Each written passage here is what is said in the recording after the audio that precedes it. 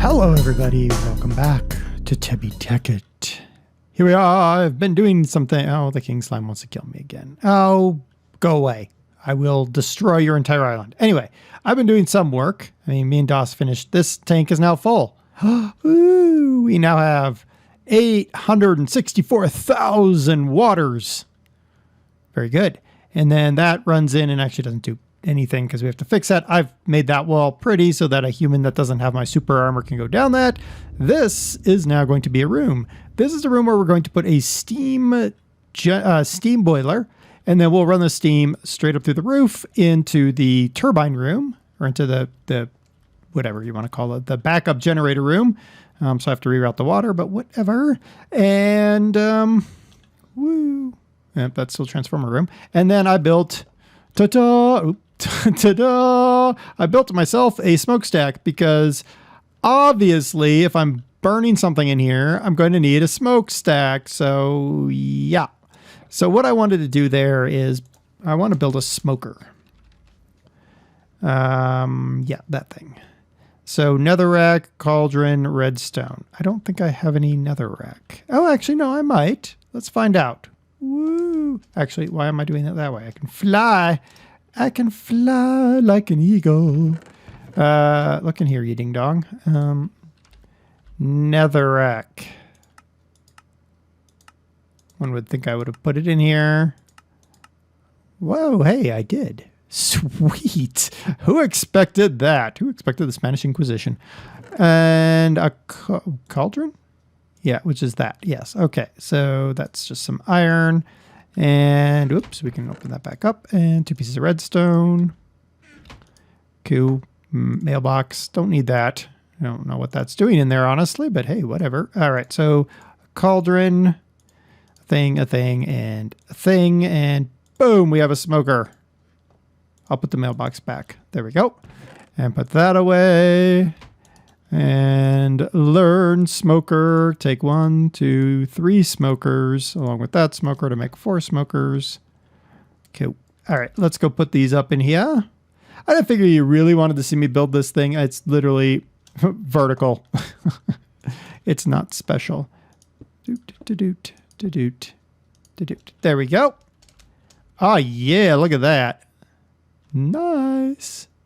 Very cool. Very cool. All right, so that is now a completed tower of smoke. Okay, so we've done that. Woo! Ha! You can't do anything to me because I'm better than you. Ha! All right. Now down here we have, of course, our power lead coming from a reactor. Woo! We got no power line run yet, but we've got our reactor. We've got our infinity room basically ready to roll. It just needs electricity, which we'll get to in a minute. And we need to build an MFSU. Yeah, that one. So that requires Lapotron crystals and advanced machine casing and advanced circuit. But to get that, we need the MFE, which is an energy crystal around a basic machine casing with insulated gold cable. To get an energy crystal, we need energium dust. To get energium dust, we need diamond and redstone. Cool. Right. Oop. I'm gonna walk into my own hole there. So, whoopsie, I don't need to go through there. Hey, get away from my plate. Ow. Jerk. Jerkivore. Jerkivores. So we have to do some macerating of diamonds. I don't think there's diamond in here. Oh, wait, there is diamond dust. Woo-hoo-hoo-hoo. We've got diamond dust and redstone. Wait, is that energium? That is energium dust. Oh, I don't know where that came from, but I like it. All right, so what am I making again? I'm making this, which is 9 energium dusts crushed into a thingamajiggy. Okay, so with 57, we're going to get 6. It's not enough. We need more redstone. So if I want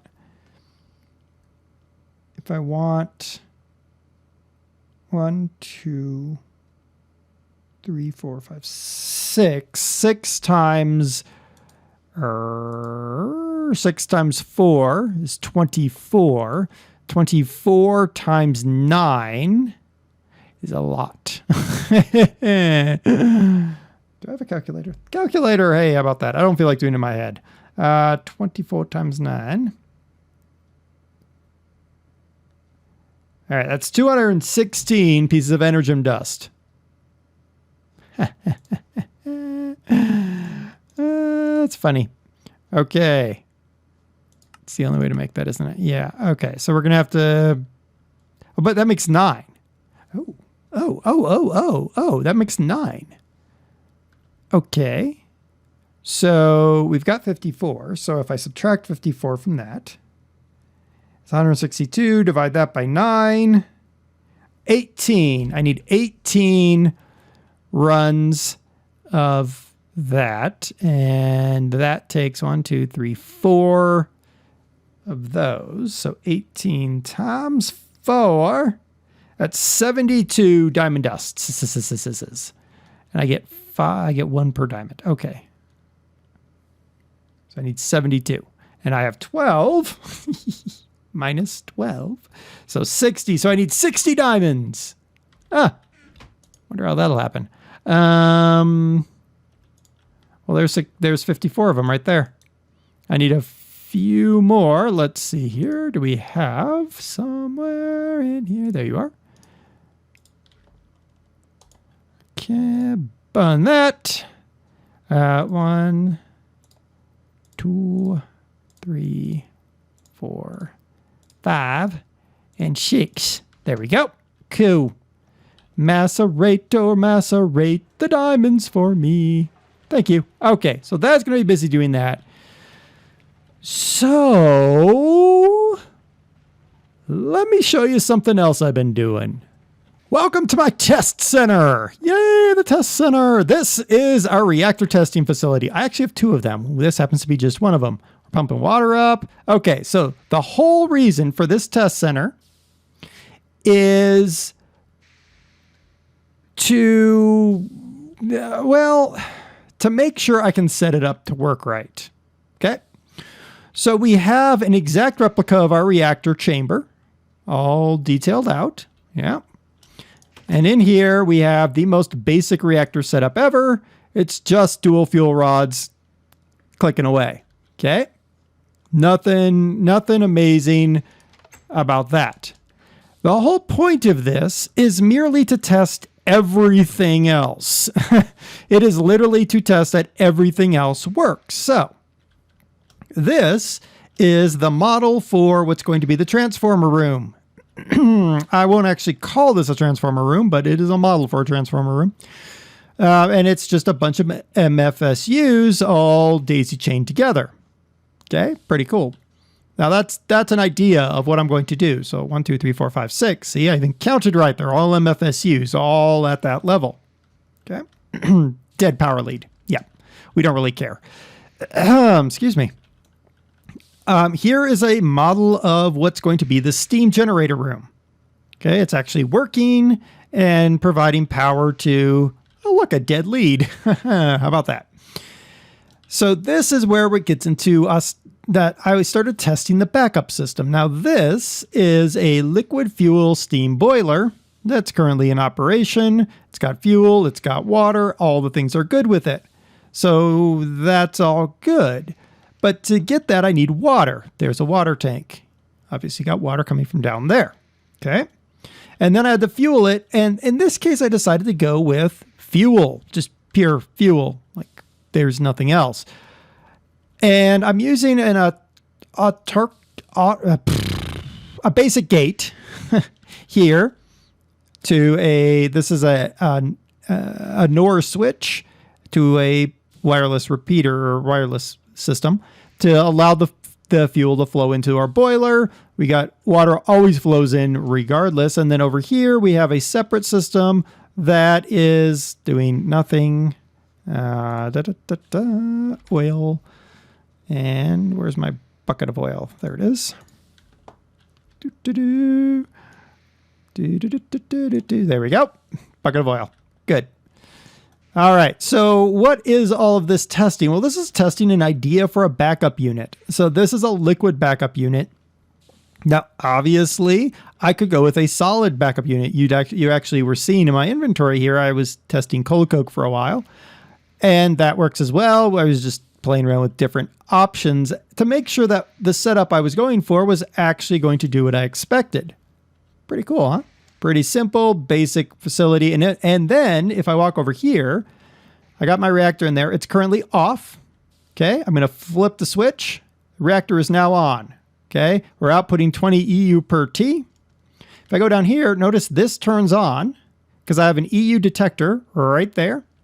When that turns on, see how it turns off the steam generator? It turns off the fuel flow to the boiler. The boiler is going to keep going because it's hooked up and everything, but nothing I can really do about that. It also shuts down this over here. So it basically shuts the whole backup system down when the reactor gets turned off. So now if I walk over here and say on, as soon as I well, off, I guess. As soon as I turn that off, the EU output drops to 0. You'll see that this immediately turns off. And because of the NOR gates I have running, that turns all of our generator systems back online. Pretty cool, huh? I thought so.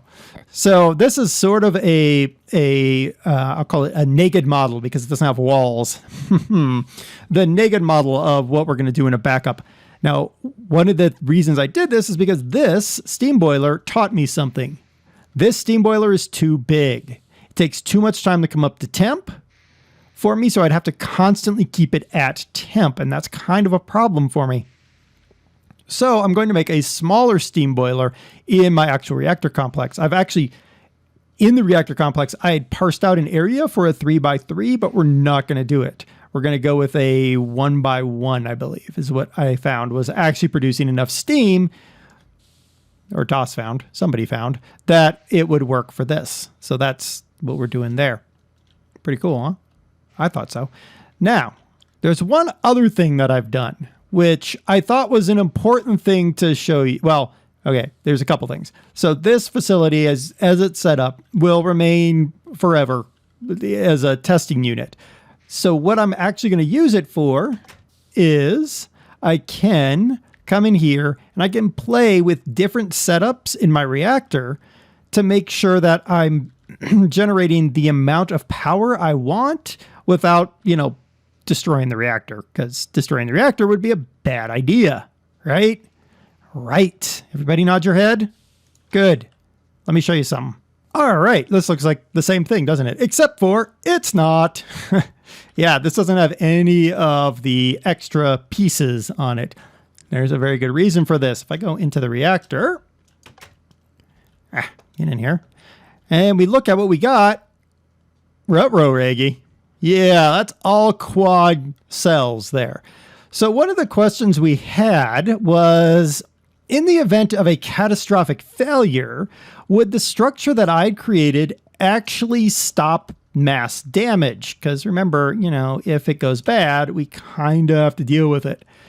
Now, to that end, it's easier to see because I got rid of all the stuff on the side here. There's the exit for our high voltage line. I just stuck this guy here because why not? And then I put a layer of stone on this side. If you were really observing, you would have seen it on the other one too. Now I put a layer of stone here all the way up into that little passage because when I flip the switch and it goes boom, I want to see the damage profile to the stone. Remembering that Bruce Place is kind of that direction, we kind of want to know what kind of damage we're going to experience here. Because, reactor go boom, right? Right? Of course. So I've got this set up. Everyone's like, oh, good Lord. Yeah, I know. I got this set up. We are in creative, so when it goes boom, we won't die. We'll be able to see exactly what's going on. Is everybody ready for this? We might, for a split second, until it overheats and goes critical, we might see what the max output really is. Oh my goodness. Everybody ready? Are you ready? Drum roll, please. Boop. Nope, we don't. Okay, that's an important bit of data, actually. That's a really important bit of data. The explosion profile actually did a pretty good job. It got stopped by... Oh, interesting. So it did truly... Okay, so I'm thinking I gotta fix that. Well, I think we need to fix that. I was just about to go into the other, into a backup of the other one that had the stuff on the side when I realized I wanted to look at one thing. So I wanted to come back in here and show this to you. Okay, so we had the water in here. This is where we had, right there is, put that back. Stop damaging the equipment. Jeez Louise. Right there is where we had the power cable going down, and then it went over and kind of came up there. Stop that. Okay, so this is 3 deep. So we lost 1 layer because this was 4 deep. This chunk here is where I had the wireless unit that turned it on. So we lost a wireless unit, but we kind of expected that. So the actual blast profile downward is actually pretty good. I was actually surprised by that. Now, outward, we lost 1 all the way around by the looks of it. Yeah, 1 all the way around is what we lost. Going vertically, what did we lose? Did we lose 1? Yeah, we lost the glass, and then it looks like we lost 1 layer going up here. All right. So that's what I wanted to check really quick. So now the question is, and the question in my mind is, the blast profile, is it stoppable with 1 piece of reinforced stone going inside these walls? So right along on the outside, basically. So I've got to, because of course I didn't take a backup of this before I flipped the switch, I need to go get the backup of the world with all of the extra crap on the side and fix it. So I gotta go do that thing. Okay, that was fun. I haven't even bothered to rip this crap out. Okay, so I've got this built. What I did was, this top is 1 thick, as is this side here. This is the 0. So here's 1. This side is also 1. This goes to 2 on the top. This is 2 all along the backside here. Over here we got 3 all along this backside and 3 along there. And then this little chunk here is 4. Now, let's check out what our damage profile looks like. You think we'd be able to see the output? No. Boop. Boom. Okay, let's see. Well, that's interesting. Now, this would have been the thinnest area here. So I actually, if I tapered that down, that would be fine. The 4 exhibited very little blast damage. Okay. We murdered the zombie. You know, the 1 even. The 1 withheld pretty strong. I mean, we lost some here, which I find to be interesting. Oh, no. Okay, I understand. So the 1 looks to be okay, but overall, for safety reasons, I think we're going to go with a 2 or even a 3. Should we go with a 3? I mean, Brew would say, yes, we need a 3, but I mean, that damage is relatively minor compared to, well, it's going to cut right through all the rock. No, I think a 3 all the way around would probably be our best bet. Because if we do a 3 all the way around and taper the edges. Oh, I know what I need to check. Did we have any breakthroughs down here, I wonder? No, we didn't. I did do a little bit of extra down here, but we didn't. So I'm not going to have to do any additional to the bottom. And that makes sense to me. Okay. So a 3. And then if I were to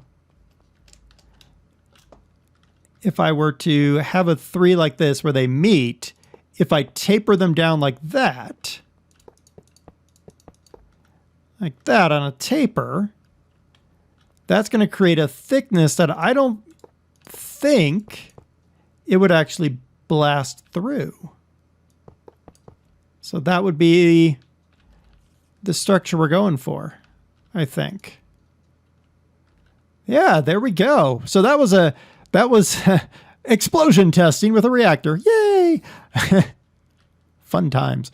So we now know that we do need to build the protective area on the upper level. That's going to be interesting because of all of the structure that I've created. Okay, that's going to be fun. So we only have to go 3. And I wonder, what we might do at some point in time is we might test air gapping. So if you recall, yes, spider, yes, you were protected. You're a lucky spider. If you recall, the infinity room is located right here in the real reactor. I'm wondering, so notice how this broke through the single layer protection, but this is 1, 2 deep. That's that what it always was, right? Yeah, wait, no, I'd walk in here. Yeah, because that was metal. So that was all metal. I'm hovering where the floor originally was, which was that glass. It broke through the glass. It destroyed the metal, but it didn't break through the next level. So I'm wondering if that is consistent with air gapping. So if I were to actually put the reinforced stone around the infinity room instead of between the infinity room and the reactor, because really if I lose the infinity room, I'm not going to be broken up about it. Yeah. That's a good thing. And this didn't have any... Spider, go away. Nobody likes you. Yeah. And because of the twists and turns I put in the cable running out, it doesn't exit through the cable housing, which is exactly what we want. So it looks like we found ourselves a reactor shelling system. I'm now going to have to build a bunch more reinforced stone. But, hey, you know... It's all good, right? It's all good. At least we tested it. At least we tested it. Okay, so this episode was, kind of an odd episode, but hopefully you enjoyed the whole exploding a reactor thing. You're a stupid spider. You know that? You're a stupid spider. Stupid spiders. All right. Until next time when we will actually be working on the reactor itself, I hope. DerTebbers, we're in Tebby Tekkit, and we just blew up a nuclear reactor for science!